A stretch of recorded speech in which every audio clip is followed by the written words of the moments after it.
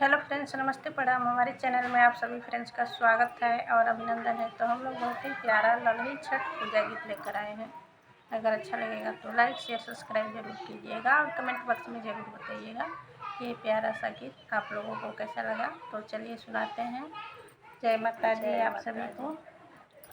भादो के आईला छठिया गोतिन सम भारत भूखे गोतिन सम भारत भूखे हो।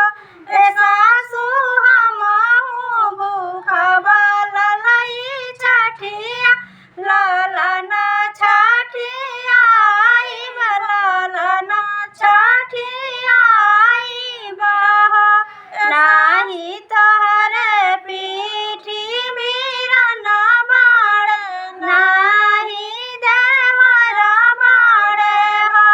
नाही तोहरे पीठिया बीरन बाड़े नाही देवर बाड़े हो।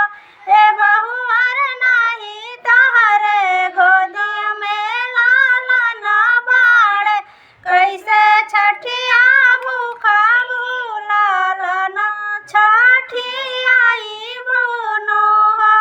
ए बहुअर नहीं तोहरे गोदी में लालन बाड़े कैसे छठिया भूखा लालन छठिया बोनो हो।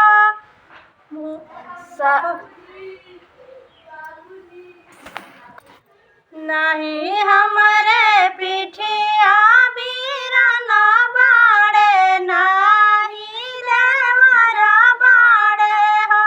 नाही